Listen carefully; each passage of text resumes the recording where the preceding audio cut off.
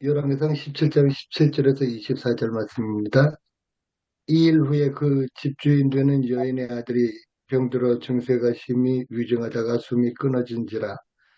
여인이 엘리야에게 이르되 하나님의 사람이여, 당신이 나와 더불어 무슨 상관이 있기로 내 주를 생각나게 하고 또 내 아들을 죽게 하려고 내게 오셨나이까.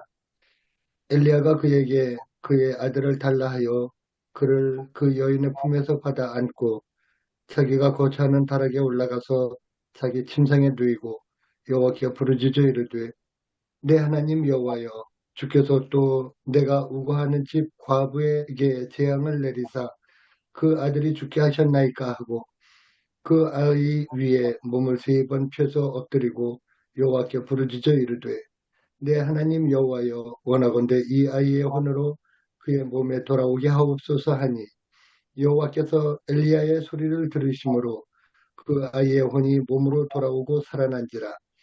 엘리야가 그 아이를 안고 다락에서 방으로 내려가서 그의 어머니에게 주며 이르되 보라, 네 아들이 살아났느니라. 여인이 엘리야에게 이르되 내가 이제야 당신은 하나님의 사람이요 당신의 입에 있는 여호와의 말씀이 진실한 줄 아노라 하니라. 아멘. 아멘.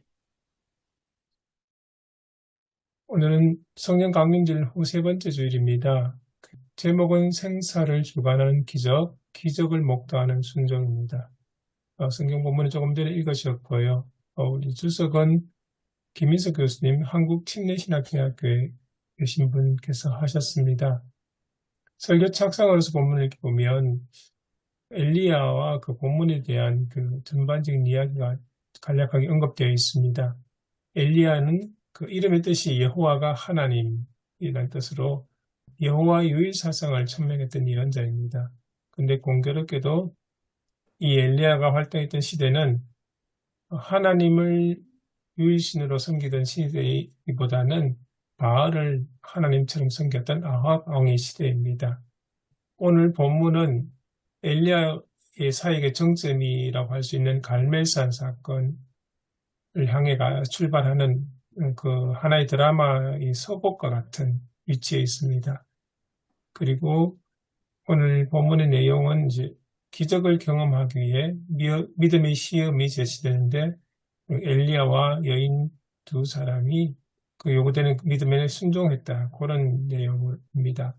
역사적 문학적 본문을 읽기입니다. 본문에 열왕기상에는 2명의 주인공이 등장을 합니다. 한 사람은 솔로몬이고 한 사람은 엘리야입니다. 솔로몬의 경우는 처음에는 하나님의 기쁨이었으나 후에는 하나님의 치욕스러운 그런 인물인데요.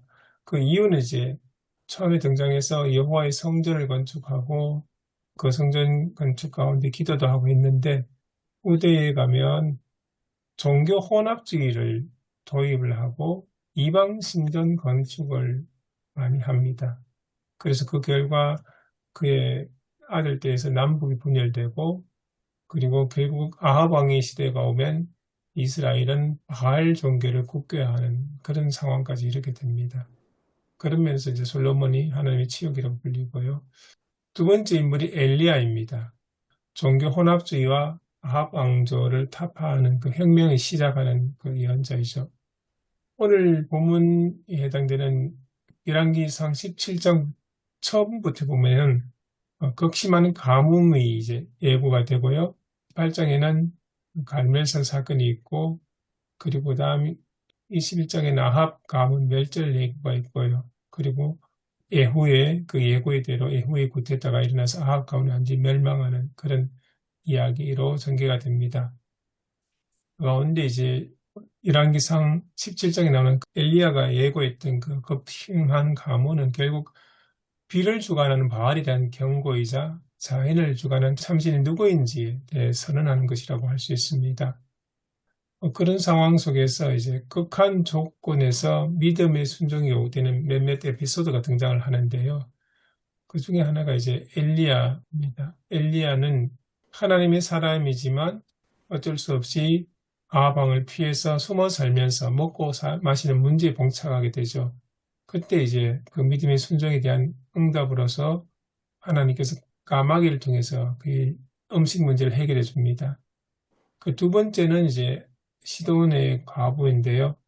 극심한 가뭄으로 인한 식량난 속에서 마지막으로 요리를 해서 먹고 죽을 생각이었지만 엘리야의 요구에 대해서 순종함으로써 오히려 가뭄 시기에 식량난에 해결하는 그런 기적을 경험하게 됩니다.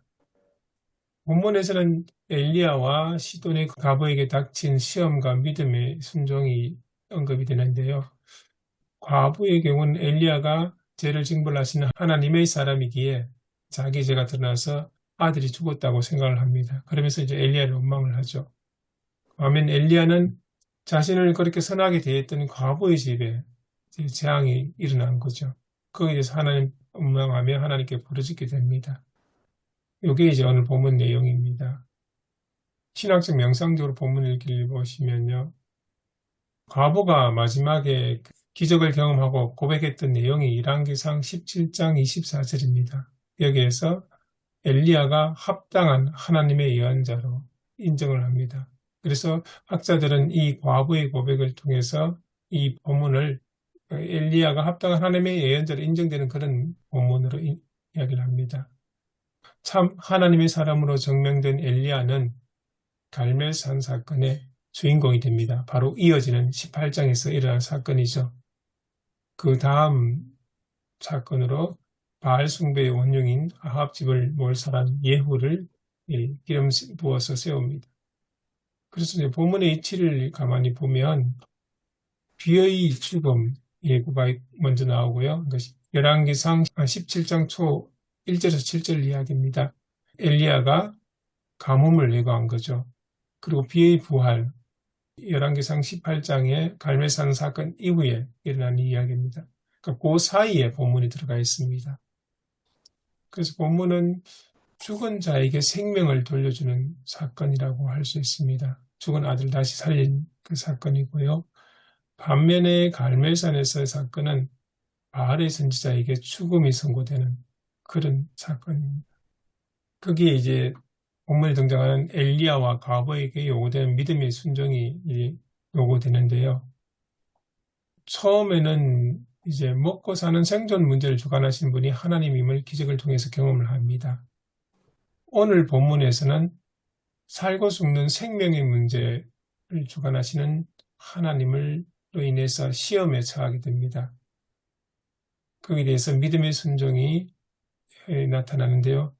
특히 이제 과부의 경우에는 죽은 아이를 달라고 하는 엘리야의 요구에 순종해서 아이를 건넵니다. 그리고 엘리야의 경우는 비통한 마음으로 하나님께 기도하며 예언자적 상징 행위를 통해서 엘리야가 하나님께 기도를 하죠. 그리고 그 결과 이 기도에 응답하신 하나님 덕분에 아이가 다시 살아납니다. 오늘 주석에서 이제 여러 반복되는 것 같은데요. 본문뿐만 아니라 앞뒤 열왕기상 17장, 18장 전체 이렇게 연결 속에서 본문을 많이 이해를 하려고 시도를 합니다. 특히 본문 같은 경우는 사람의 생명과 죽음을 주관하시는 하나님을 소개한다면 갈멜산 사건은 자연도 주관하시는 하나님을 소개하는 것이라고 할 수 있습니다.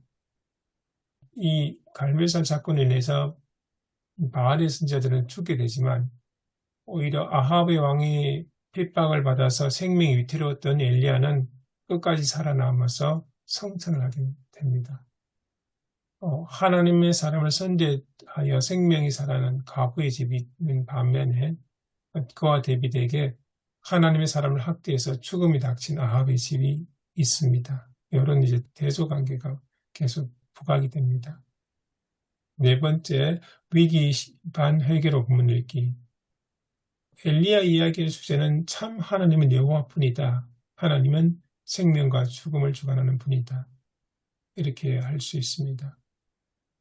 주석에서 이제 한 가지 언급되는 내용이 생존의 절박한 상황에 직면한 사람들이 하나님을 의지하지만 시간이 지나면서 그 은혜를 잊고 눈앞에 보이는 탐스러운 방법을 선택하게 되어 결국 파멸에 이르게 된다는 그 이야기를 먼저 합니다. 여기 이제 창세기 3장 6절에 나온 인간의 타락의 이야기인데요. 이 도식이 이스라엘 백성에게도 이제 그대로 적용이 되어서 하나님의 구원의 은혜를 입어 출애굽해서 가나안 땅에 정착했던 이스라엘 백성들이 그곳에서 풍요를 위해서 결국 바알 신앙을 선택하게 된 그런 사건이 일어났죠. 거기에 대해서 이제 언급이 됩니다. 그리고 본문에 보시면 생존 문제에서 하나님의 사람은 믿음의 순종을 통해서 기적을 보게 됩니다. 삶의 최악의 조건 속에서 하나님을 향한 믿음의 순종, 그러니까 그 과부의 이야기입니다. 그러니까 식량이 없어서 이제 먹고 죽어야 되는 그 최악의 상황 속에서 하나님의 향한 믿음의 순종, 엘리야의 말에 순종해서 기적을 경험하고 그리고 하나님을 경험하게 됩니다. 또한 신앙의 최악의 조건 속에서 믿음의 순종을 통해서 생명의 주인 되신 하나님을 경험하게 됩니다. 요거는 오늘 본문의 이야기죠.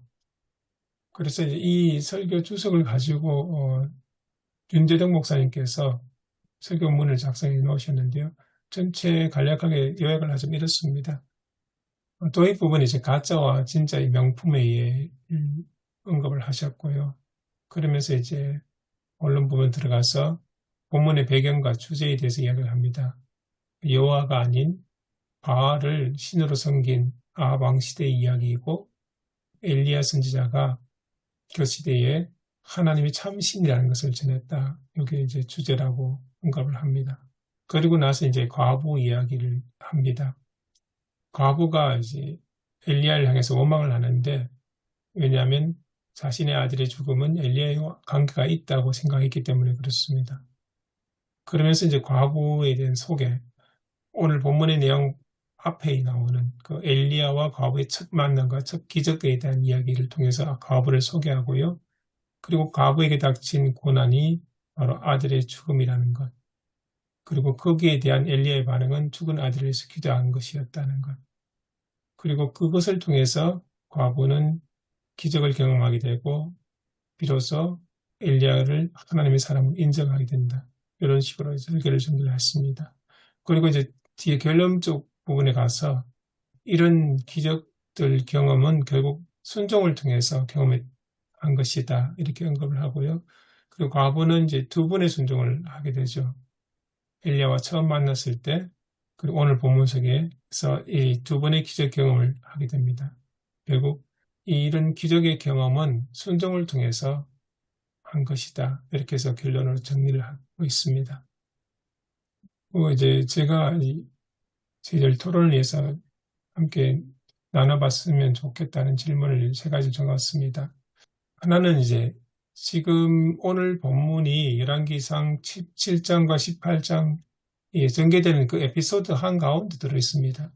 근데 언뜻 보면 약간 전체 이야기가 좀 맥락이 다른 이야기가 들어가 있다는 느낌이 들었습니다. 그래서 오늘 본문 에피소드가 본문에 삽입된 이유와 그 목적이 무엇일까?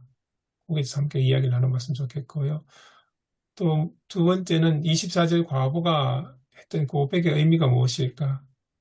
여인이 엘리야에게 이르되 내가 이제야 당신은 하나님 사람이시여 당신의 입에 있는 여호와의 말씀이 진실한 줄 아노라 하니라. 이게 24절인데요. 이전에 분명히 기적으로 엘리야가 하나님의 사람인 것을 이야기하거든요.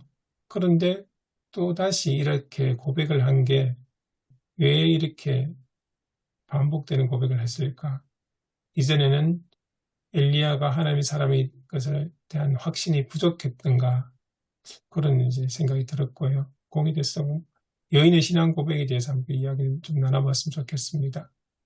그리고 두 번째는 주석을 하신 김인석 교수님의 그 내용에 따르면 오늘 본문에서 믿음의 순종이 그 과부에게만 있었던 것이 아니고 엘리야에게도 있었다.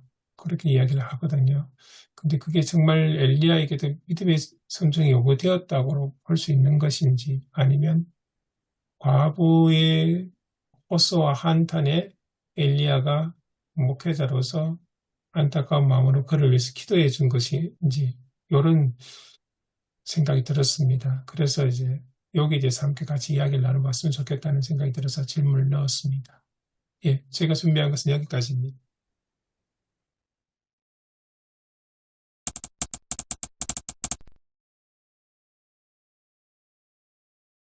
오늘 본문의 전체의 배경이 되는 열왕기상 17장과 18장은 너무나 유명한 열왕기상의 아주 중심이 되는 사건이기 때문에 잘 아실 것이라고 생각이 됩니다. 그래서 이제 제가 첫 번째 질문 드렸던 것이 뭐냐 하면 오늘 그 본문의 이야기가 쭉 연결되는데 살짝 주석하신 김현석 교수의 말씀에 따르면 완전히 다른 건 아닌데 제가 보기에는 살짝 옆으로 갔다가 들어오는 듯한 느낌이 드는 그런 흐름이거든요. 왜 이 본문이 여기 삽입되어서 이런 이야기가 우리에게 전해지게 하셨을까? 그런 이제 궁금점이 들었습니다. 목사님들 생각은 어떠신가요? 바알이 풍요의 신이잖아요.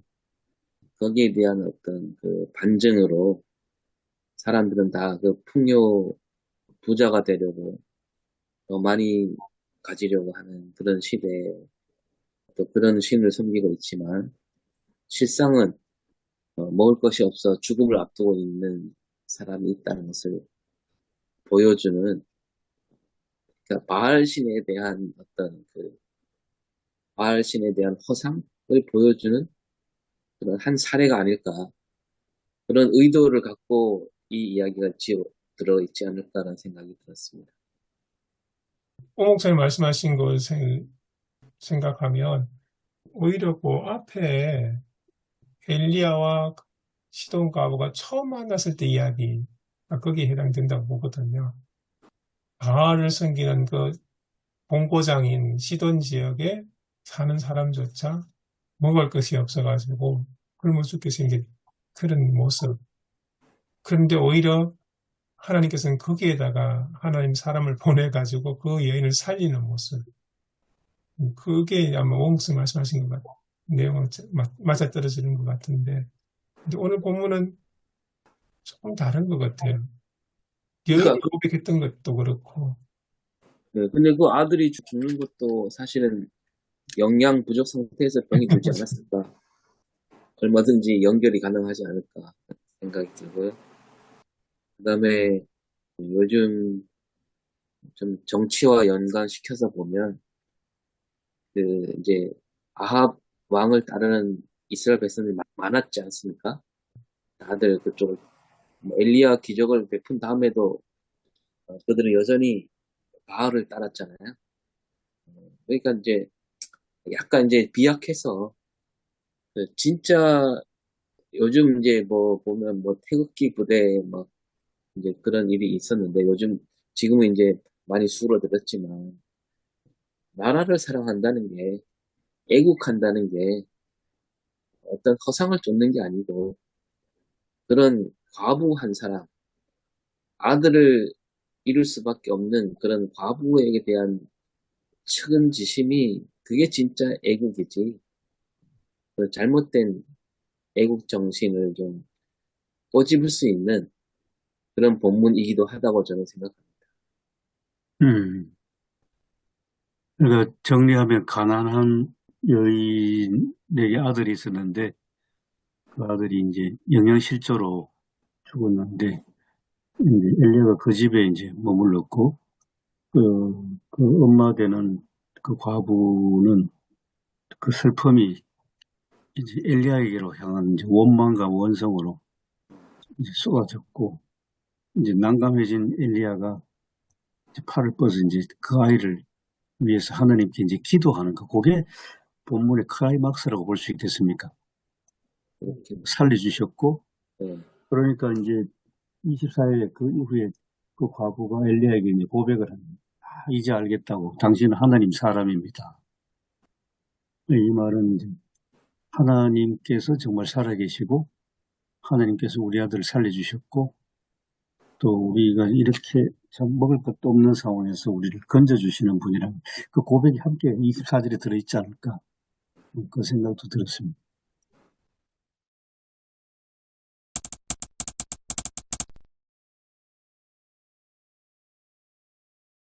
근데 저는 제 눈길에 좀 끄는 게 엘리야가 하나님께 기도했던 그 기도문이 조금 눈길에 끄는데요. 그 새한글 번역 20절에 보면 여호와 나의 하나님 그 남편 여인 여자 곧 내가 그 집에 손님으로 묵고 있는 그 여자마저도 힘들게 하십니까?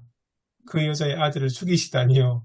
약간 원망 섞인, 이때까지 어떻게 보면 엘리야 자신도 고생하고 있는데 이 여자까지 고생시키냐, 그런 뉘앙스가 좀 들어있는 듯 하거든요. 그래서 저는 이 기도가 정말 절박하지만은 최종적인 기도 아닌가, 음, 우리 살아가면서. 그래서 기도 내용이 어떻게 보면 좀 가슴에 와닿는다 그럴까요? 예, 그러네요. 그러니까 좀, 좀, 맞아요. 점잖게 뭐 이렇게 형식 갖추어서 성전에 사는 기도가 아니지 않습니까? 예, 예. 정말 막 절박한 상황 현장에서 엘리야 자신도 어떻게 할 수 없고 어떻게 하나님 이렇게까지 하십니까 하는 정말 막 단발마 그 단어가 떠오르는데 그런 부르짖음이 있는 시대라는 생각이 들고요. 예. 그 엘리야가 뭐 다 알듯이 능력 있는 선지자인데 뭐 이렇게 도인처럼 애가 죽어도 전혀 당황하지 않고 부르짖지 않고 그냥 그 엄마한테 아이 걱정하지 마라. 뭐 예수님처럼 죽은 게 아닌 거 자는 거다. 그러면서 이제 딱 손가락 한번 딱 해갖고 살리는 그게 아니라 엘리야가 그렇게 부르짖는다는 거, 그 시대가 부르짖는 사회다. 그만큼 그런 고통이 가득한 그런 사회라는 것을 보여주는 그런 일화가 아닌가 생각이 듭니다. 그리고 하나님의 선지자인 건 분명하지만 엘리야 또한 사람이고 아이 잃은 그 여인하고 뭐라 할까요? 완전히 뭐 한마음 일체가 된 그런 가운데서 터져 나온 기도라고 그렇게 이해해요. 예. 뭐 우리가 세월호 때 많이 읽은 말씀이기도 하지만 우는 자들과 함께 울라 그런 말씀이 엘리야에게 잘 적용된 사례가 아닌가.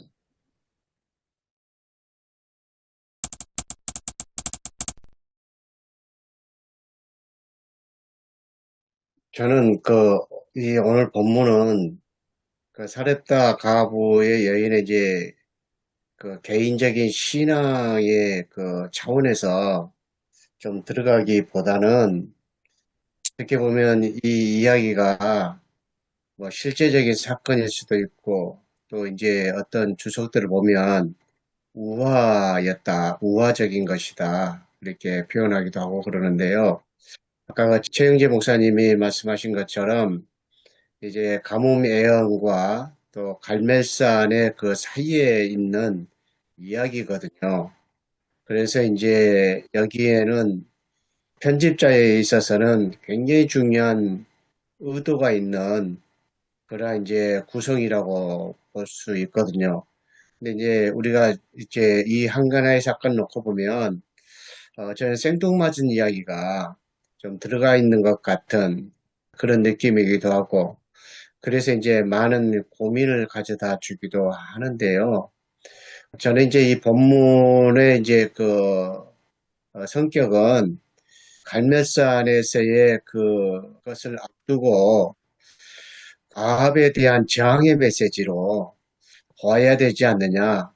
저는 그런 생각을 좀 하거든요. 그래서 좀 일단은 본문의 접근에 있어서는 어떤 중요한 구성적인 굉장히 의도 속에 뭔가 메시지가 담겨져 있는 그러니까 그 시대의 그 엘리야의 사역을 총체적으로 이끌어갈 수 있는 의도가 있지 않느냐. 좀 그걸 좀 더 깊이 좀 파헤치면 어떨까. 저는 그런 생각이 조금 듭니다. 저는 오늘 본문이 출애굽기에 출애굽한 직후에 광야로 간 이제 이스라엘 후손들의 상황, 그리고 그 상황이 굉장히 절박했고, 또 모세를 향한 뭐 원망이 엄청 높았고, 그런 상황에서 하나님이 만나와 메추라기를 내려주셨는데, 이제 그렇듯이 지금 까마귀를 통해서 먹여주시고 하는 것, 또 사렙다, 이 과부, 뭐, 한 조각밖에 남지 않는 이 빵을 통해서 하나님께서 다 이제 살려주시고, 이런 것들이 같이 이제 연결되는 이야기가 아닌가. 결국 가서는 이제 바알이냐, 여호와 하나님이시냐. 여호와 하나님은 광야의 하나님이시고, 바알은 비옥한 땅의 풍요의 하나님이시고, 이제 저한테도 이제 그래 좀 이제 대비가 되거든요. 그러면서 아까 말씀드린 것처럼 이 절박하고 처절한 상황에서 간절함이 있어도 어찌 할 수 없는 그런 한계 상황 속에서 하나님께 외치는 게 20절, 그 최영재 목사님 말씀. 그 여자마저도 어떻게 왜 힘들게 하십니까? 이건 사실 기도라기보다는 원망이라고 볼 정도로 저는 본문이 하여튼 그렇게 읽혀지면 출애굽하고 유비가 되는. 교수님 말씀하신 대로 유일신 신앙을 유일신 신앙으로서 사회개혁을 시도하려던 게 엘리야 선지자이지 않겠습니까? 그래서 네, 결국은 이제 참 하나님을 증거하고자 하는 것이 목적이 이제 본문의 내용이라고 생각을 하고요. 그리고 이제 참 하나님은 또 사실상 이제 오늘 본문도 성령 강림절이기 때문에 오순절 받고 반드시 성령 강림하고 좀 연결시키면 같은 맥락을 가질 수도 있다라는 생각도 하게 되는데요. 아무튼 이제 유일하신 하나님이 이방인의 지혜까지, 이방의 지역에까지도 정말로 절박한 상황에 놓여 있는 그런 사람들을 도와주셨던 생명을 살리시고 구원하셨던 하나님. 그래서 성령 강림 사건과도 또 매개를 통하는 그런 관점에서 이제 해석되어야 되는 것이 아닌가 생각이 들고요. 근데 이제 저는 바알 숭배에 있어서 사실상 이것을 이제 한국적인 상황에서 이해를 하게 되면은 꼭 그 타 종교를 섬기는 것 같은 그런 개념으로 생각을 저도 해왔고 또 그것이 이제 사실상 저희가 그 성경의 상황을 이해하는 데 있어서는 조금 제한을 주고 있는 것이 아닌가 좀 그런 생각이 들거든요.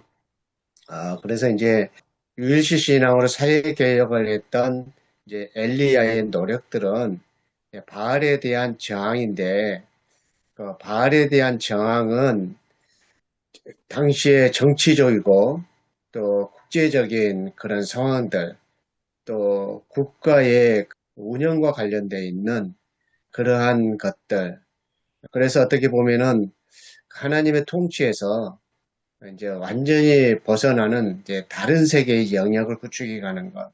이제 그런 이제 좀 아무튼 이 바알 숭배라고 하는 것은 좀 정치적인 것에 관련되어 있는 좀 핵심적인 것이 아닌가 좀 그런 생각이 들어서 그것도 우리가 조금 더 깊이 있게 좀 생각해야 할 문제가 아닌가 그런 생각이 들기도 하고요. 아무튼 그런 관점도 좀 봐야 된다고 봅니다. 예.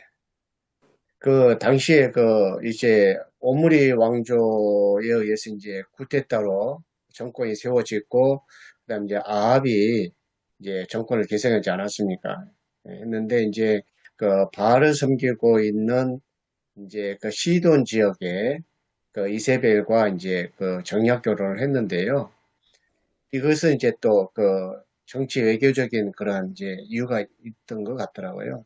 그래서 이제 북왕국하고 남왕국이 분열이 되면서 솔로몬 다윗 때에 속국이 됐던 다메섹이 독립을 하게 되고 그리고 이제 독립한 그 다메섹이 계속해서 북왕국을 침입해 오고 또 북왕국은 또 이제 남왕국과 전쟁도 치러야 되는 굉장히 어려운 상황 속에 놓여 있었을 때에 그것을 극복할 수 있는 것으로 당시에 그 강대국이었다고 하는 시돈 지역과 정략 결혼을 해야 되겠고 거기에서 도움을 받아서 국가를 더 발전시켜가고 또 다메섹을 경계를 하고 그래서 이제 그 동맹관계를 더 확실하게 보여주기 위해서 그곳에 있는 종교를 가지고 들어와야 되는 그것이 이제 아합의 이제 바알 숭배 그런 적인 관점에서 좀 그것도 좀 생각 좀 해야 되지 않느냐 좀 그런 생각이 듭니다. 말씀하신 게 그러면 어떤 아합 왕 때 받아들였던 그 바알 신앙 이런 것들이 다 그 정치적 목적 안에서 도입된 종교 혼합주의 이런 식으로 그러니까 이해할 수 그렇죠. 있습니다. 그렇죠. 그래서 이제 아합이 꼭 바알만 숭배하는 게 아니라 여호와도 이렇게 숭배할 수 있는 그래서 이제 자기 궁전에는 이제 그런 또 선지자들도 있었죠.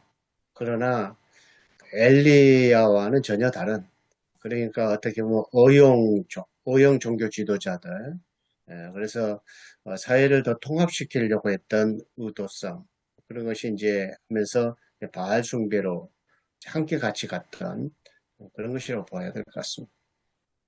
근데 이제 이런 시대 속에서 어떻게 보면은 이스라엘의 정체성의 그 신앙이라든지 또 국제적인 관계라든지 총체적인 어떻게 여러 가지 그 맞물리는 것들이 이스라엘 나라의 그 신앙의 그 여호와 신앙에 굉장히 흔들릴 수밖에 없는 굉장히 큰 위기 속에 있는 것이라고 볼 수 있겠고요. 그래서 이제 엘리야가 굉장히 힘들고 어려웠지만 그럼에도 불구하고 참 여호와 신앙으로 이렇게 사회를 개혁을 하고자 하는 과정 속에서 가장 큰 동력을 가져줬던 힘, 그러니까 이제 백성들을 움직이게 할 수 있는 큰 힘의 동력을 줬던 게 사렙답 과부의 이야기의 사건, 이것을 좀 봐야 되지 않느냐. 저는 이제 그런 과정 속에서 이 이야기가 이 속에 들어있지 않을까. 저는 그렇게 좀 분석을 좀 해봤습니다. 세상에는 크게 두 부류의 사람 나눌 수가 있겠는데요. 하나님을 믿는 사람과 하나님을 믿지 않는 사람인데 오늘 본문이 이렇게 이 사건이 기록된 것은 우리나라도 뭐 문학적으로 보면은 옛날 일제강점기 때 같은 경우에 뭐 저항시 같은 그런 형식의 시들이 있었던 것처럼 오늘 이 사건이 이렇게 기록된 것은 아까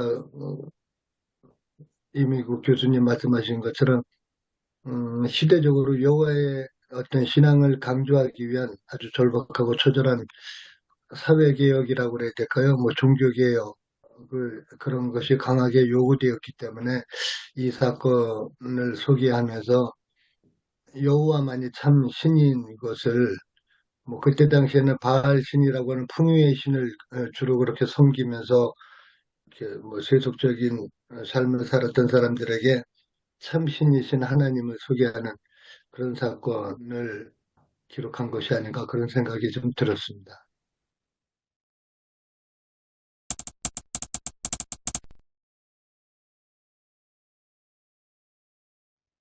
그 어쩌면 그 바알 신을 섬긴다는 게 뭐, 우리가 쉽게 생각해서 여러 신이 있는데 그 중에 바알을 선택했다 이런 의미보다는 바알 신을 섬긴다라는 것은 그 자기 욕망을 섬긴다라고 보는 게 더 맞지 않을까 생각이 듭니다. 그래서 바알을 바알을 섬긴다 이 말은 이 아방도 사실은 아까 그 말씀하셨듯이 하나님을 섬기고 있잖아요. 그래서 나봇의 포도원 사건도 보면 아합이 쉽게 뺏지를 못하잖아요. 그게 이제 토지법, 율법에 있는 그것 때문에 함부로 하지 못하는 거 아니겠어요? 그러니까 이제 바알을 섬긴단 말은 그 하나님도 섬기고 있지만 그 하나님을 섬기는 목적이 뭐냐면 그것 또한 자기 풍요를 위한 거예요. 자기 욕망을 이루기 위해서 하나님을 섬기는 거죠. 이제 거기에 맞서서 하나님을 섬긴다는 것은 내 욕망을 이루기 위한 수단이 아니라 하나님을 정말 하나님을 섬기는 것, 하나님 말을 섬기는 게 그게 올바른 신앙이지 자기 어떤 욕구를 이루기 위한 신앙은 올바른 신앙이 아니다. 뭐 이렇게 우리가 접근해야 되지 않을까 생각이 듭니다. 예, 목사님 말씀하신 대로 어떤 바알 숭배는 이제 욕망과 관련된 거죠. 인간의 욕망과 관련된 건데, 당시 그 사회적인 상황들을 좀 생각을 한다면은, 일단 그 가난하고 어렵고 힘들게 산 사람들에게는 바알 신앙의 욕망은 아무 의미가 없는 거죠. 왜 그러냐면은 일단은 이제 그 아합은 국가를 더 발전시키고 또 대외적 관계를 더 안정시키고 또 그러기 위해서 이제 바알 숭배를 이제 가지고 들어와서 국가 종교로서 이렇게 이제 하게 했지만 그러나 이제 그 우리가 그 갈멜산에서 그 기도하는 장면에서도 보게 되지만 더 많은 정성과 또 더 많은 희생을 치러줘야 복을 받는 거거든요.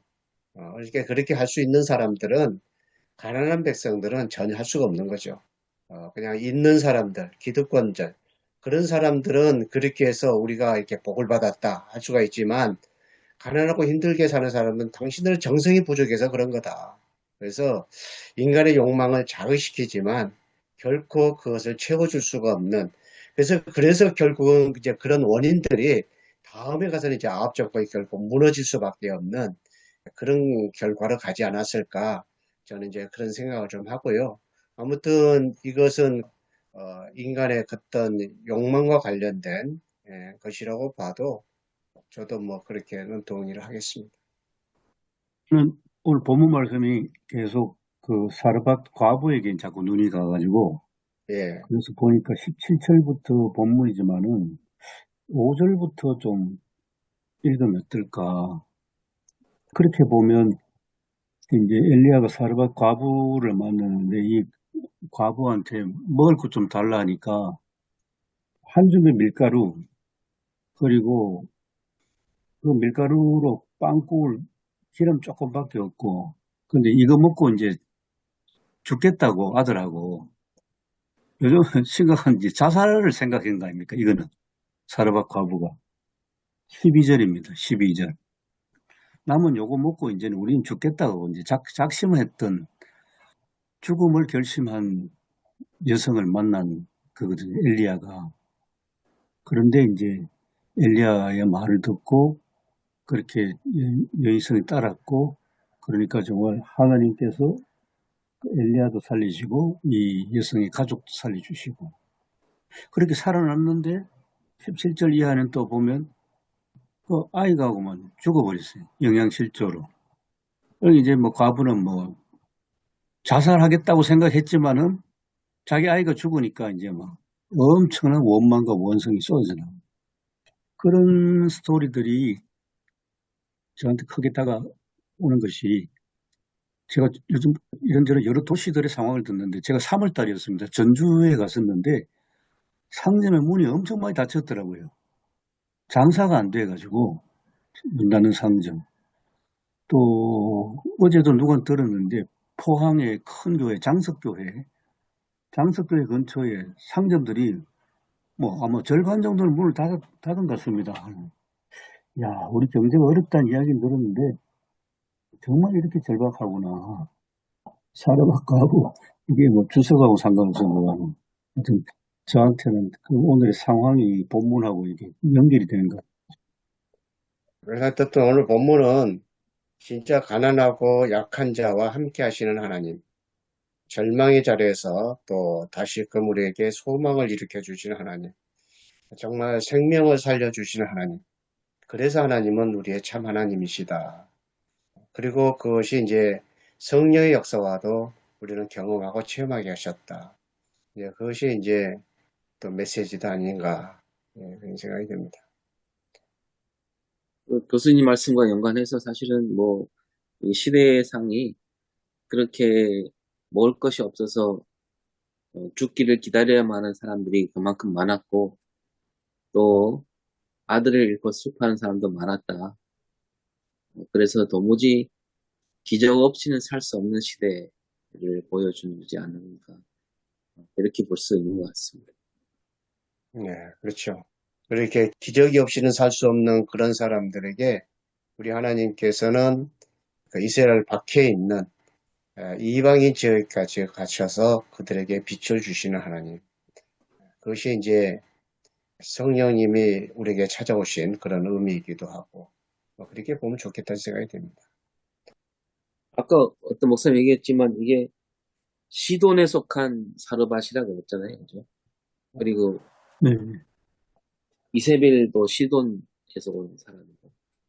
그런 의도가 있는 것 같아요. 풍요의 신을 갖고 들어온 그 이세벨. 정작 그 동네에는 그런 사람들로 가득한 곳이다. 그리고 아까 교수님도 말씀하셨지만 뭐, 이 16장 끝부분을 보면 막 건축 경기가 일어나잖아요. 건축도 하고 막 경기가 막 그러니까 뭐 오직 그 풍요를 위해서 막 앞으로 달려가는 그런 모습이 좀 보이지 않는가. 그 풍요를 향해서 달려가는 그 사람들 향해서 하나님 자꾸 제동을 거시는 것 같은 느낌이 들거든요. 기근 예고라든지 이런 것들. 그러면서 다시금 기근을 예고하시고 갈매산 사건 이후에 다시금 비를 주시거든요. 오늘 또 보면 죽음을 경험한 그 사람들에게 다시금 새로운 생명을 주시잖아요. 죽음으로 끝나는 게 아니었고 하나님의 사람인 엘리야가 그를 위해서 기도했을 때 새롭게 생명을 돌려주시잖아요.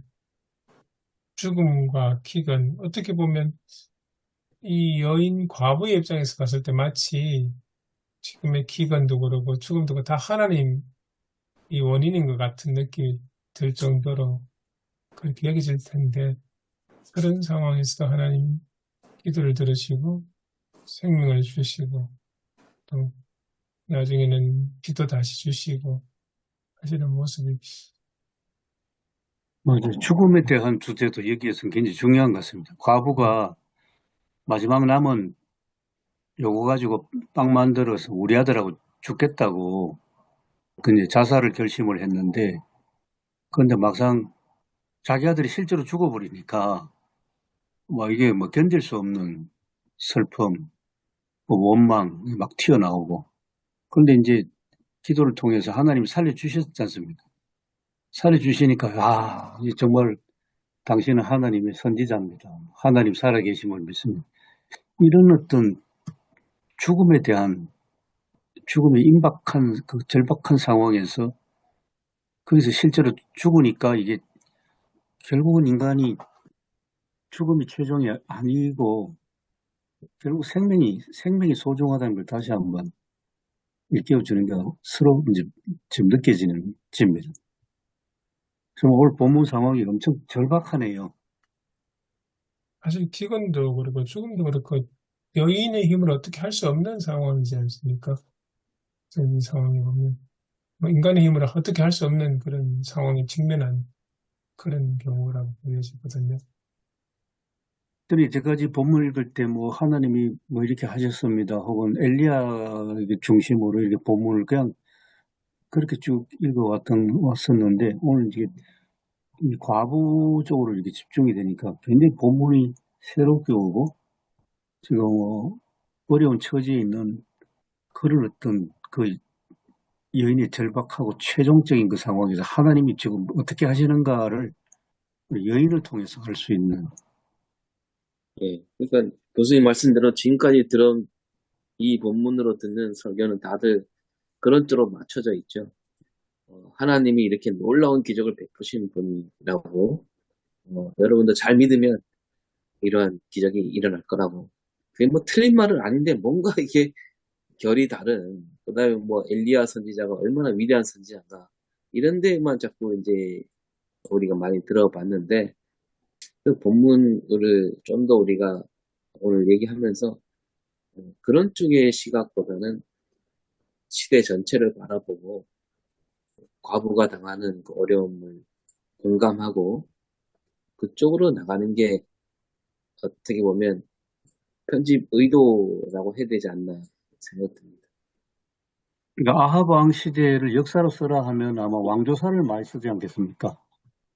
근데 오늘 성경 본문 중심을 보면 역사를 써라 하면 이 사르밧 과부 이야기가 굉장히 부각돼서 하나님의 역사를 서술하는 성경 본문은 그걸 보여주시는 것 같습니다.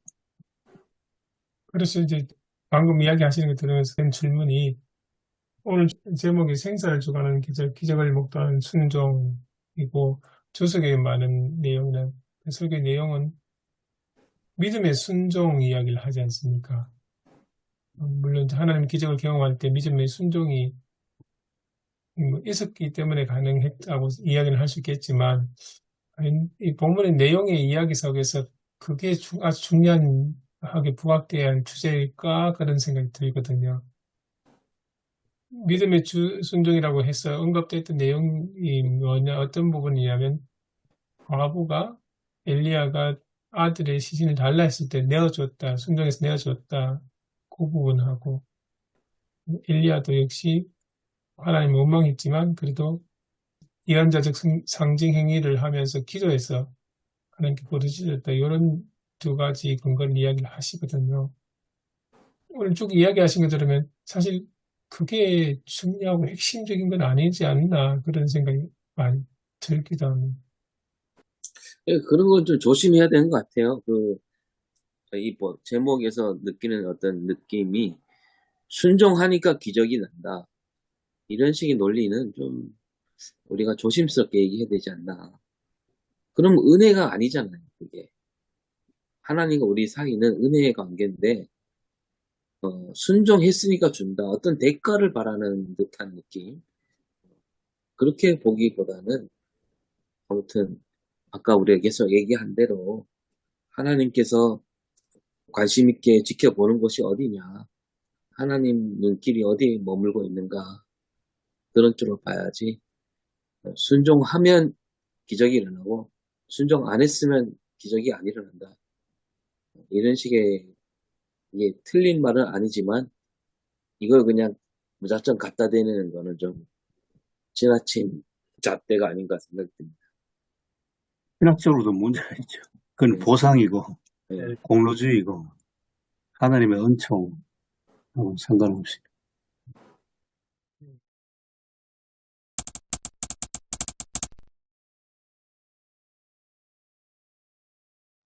오늘 본문을 보면서 이제 우리가 지난주에 야고보 본문을 가지고 이제 믿음과 행함을 분리되지 않으면서 이제 평화를 이렇게 설교를 이끌어 갔잖아요. 그죠? 이번에도 이제 그러니까 믿음인데 그 믿음도 역시 분리되지 않는, 그러니까 어려운 고난 가운데서도 물론 이제 사르밧 과부가 흔들렸지만서도 그럼에도 처절하게 또 원망도 하고 솔직한 표현하고 정말 하나님, 어쩌면 당신은 하나님이 이런 하나님이냐 그러면서 아들을 살림으로써 이제 그 상황을 보면서 이제 다시 그 믿음과 고난, 그러니까 믿음과 플러스 고난 또 기적을 통해서 이제 생명이잖아요. 그죠? 생명.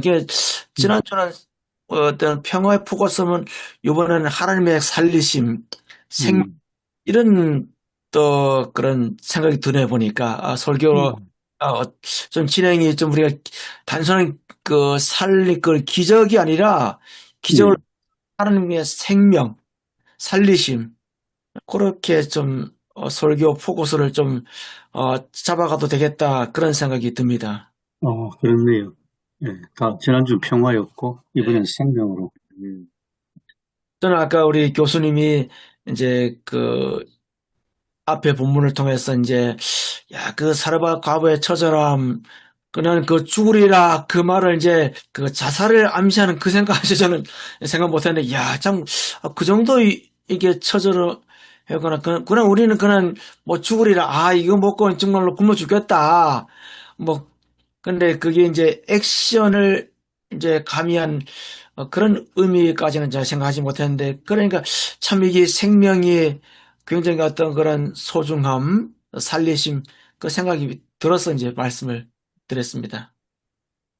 저는 하나님께서 이방 지역에까지 또 희망을 주시는 하나님을 좀 이야기하면서 백성들의 가슴을 파고든 기적이었다. 저는 그렇게 백성들이 어떻게 보면 희망을 주는 살리는 그런 기적이었다. 이렇게 좀 그런 관점에서 이야기를 하고 싶은 생각이 일단은 들고 있습니다. 저 조금 전에 말씀을 드렸지만서도 이제 뭐 설교의 방향이라면 뭐 고난 또 이제 믿음, 기적 그러면서 생명 어찌 보면 이게 뭐 예상치 못한 이제 고난을 맞이했잖아요. 뭐 이스라엘과 또 그 주변까지. 그러면서 그 믿음 안에서 절규한다는 것. 참 오늘 우리 그 뭐 영주도 도시가 이제 두 군데로 나눠져 있어요. 그 택지라고 이제 신도시인데 그러다 보면은 이제 그 공실 지난달까지만 해도 장사했던 것이 오늘 갑자기 가니까 이제 그냥 비어 있어요. 새 놓는다. 사람들이 참 힘들다라는 얘기를 많이 해보는데 이건 우리 믿음 안에서 절규 이 여인의 그러면서 또 엘리야가 굉장히 또 아주 리얼한 그런 기도, 점잖은 기도가 아니라 정말로 하나님 이럴 수 있습니까 하면서 절박한 기도 그러면서 이제 순종을 통해서 또 믿음을 회복하고 또 하나님의 살리심 이렇게 이제 설교의 방향을 좀 잡아가야 되겠다 이렇게 생각이 듭니다. 또 이제 교회가 나아갈 방향에 대해서 또 좀, 얘기를 해볼까 합니다. 한국 교회가, 이제 한국 교회 맨날 까는 얘기만 하지만, 그래도 지금까지 오게 된 것은 그 가운데서도 기적 아니면 살 수 없는 사람들, 기적이 있어야만 하는 사람들, 그렇게 힘들게 사는 사람들을 돌아보았던 그런 목회자들, 헌신이 있었기 때문에 오늘까지 이어져 왔다라는 생각이 들고요. 또 아까 잠깐 언급했지만 엘리야가 그 과부 마음을 10분 헤아리고 공감해주고 함께 슬퍼해주고 그러니까 뭐 목사라고 해갖고 딱딱 정답을 내놓는 게 아니라 그 당한 사람들에 대한 공감 능력 그런 쪽으로 우리 한국 교회가 바라봐야 되는 것이 성장이 아니라 그런 사르밧으로 가서 돌아보는 그런 방향으로 가야 되지 않는가. 그게 진짜 순종이 아닌가 생각이 듭니다. 17장, 18장 내용을 쭉 보면 그런 느낌이 들죠. 하나님의 그 현존하심이 저주인가 축복인가 하는 그런 의문을 던지죠. 하나님의 능력과 말씀이 어떤 경우는 마치 죽음과 같은, 기근과 같은 일이 일어나기도 하고, 또 한편으로는 또 생명이 다시 살아나고 비가 오는 일이 일어나지 않습니다. 그래서 이제 아합 왕이 엘리야를 향해서 했던 말, 이스라엘의 저주스러운 자처럼 언급을 하지 않습니까? 그랬을 때 이제 우리가 하나님을 믿고 섬기지만 어떤 사람에게는 하나님의 행전 자체가 저주같이 느껴질 것 같기도 하고, 하지만 하나님은 모든 자에게 생명을 주시는 분이시고 자비로우신 분인데 탐욕스러운 자, 욕망을 쫓는 자들, 그 힘과 권력으로 자신의 모든 것을 주관하려고 하는 자들에게는 하나님이 마치 저주 같은 존재가 아닐까 그런 생각이 듭니다. 하나님 늘 이제 성경 구약 성경도 그렇잖아요. 하나님 늘 약한 자들, 힘없는 자들 편에 서시지 않습니까? 그런 생각도 들기도 하고 이번 이 성경 본문하고 내용을 쭉 이야기 나누면서 뭔가 딱 정리가 되는 게 잘 없어가지고 약간 붕 퍼져 있는 느낌이 들어서 조금 힘드네요. 약간 뭐 개인적으로는 이제 행위와 믿음의 관계 지난주 이제 어제죠. 그 세 가지 이야기가 그 안에 이제 녹아져 들어있는데 예화처럼 그 첫 번째가 이제 가난하고 힘든 사람에 대한 사회적 약자를 대표하는 과부에 대한 이야기와 이렇게 연동시켜서 오늘 말씀을 보면 의외로 저희 교회 교인 중에 그런 분들이 꽤 많은 것 같아요. 그래서 이걸 어떻게 해야 될까라는 뭐 인간적인 적용의 차원에서 고민이 되는 부분이 있고요. 이 본문 가지고 이제 다음 주는 또 전 세대, 온 세대 예배라서 어린 아이부터 이제 어르신들까지 다 예배하기 때문에 이 말씀을 받아들이는 분들 입장에서 어떻게 받아들일지를 좀 가늠하고 또 어디에 초점 맞춰야 될지는 좀 해봐야 될 것 같고요. 그러니까 결국 복받기 위한 순종이라기보다는 순종 자체가 복이라는 이해, 그리고 환경이나 조건이 나아지면 순종할 수 있다는 이런 것보다는 정말 하나님과의 깊은 관계성 속에서 생명의 근원, 인간 본연 자신의 어떤 정체성과 관련해서 또 공동체 유지와 질서라는 측면에서 좀 어떤 그 본질을 좀 다뤄야 되지 않겠는가 생각이 듭니다. 왜냐하면 제가 미국에 있을 때 이제 트럼프 생일이었거든요. 그 시간에 이제 열병식 하는 그 시간에 제가 그 DC 덜레스 공항에 갔어요. 경찰이 쫙 깔려 있고 왜 이러지 했는데 알고 봤더니 그런 그 나름 배경이 있었던 걸 나중에 이제 알게 됐는데 그 전쟁과 재난 끊임없는 이런 상황에서 본질이 뭘까 이걸 이제 다시 한번 생각하게 하는 그런 설교를 하고 싶습니다. 예, 조금 더 고민해 보겠습니다. 저도 뭐 이 말씀 예, 하면서 또 생각났던 게, 사렙다 과부의 그 비참한 상황은 전쟁의 산물이 아니었을까, 그런 생각이 좀 듭니다. 그 당시에는 수없이 전쟁들을 했거든요. 그래서 과부까지 됐고, 그래서 그렇게 온 그 백성들의 비참함이 아니었을까. 그래서 그 비참함을 이제 하나님께서 돌보시는, 그들에게 희망을 주시는 메시지로 보아도 되지 않을까 싶네요. 저도. 음.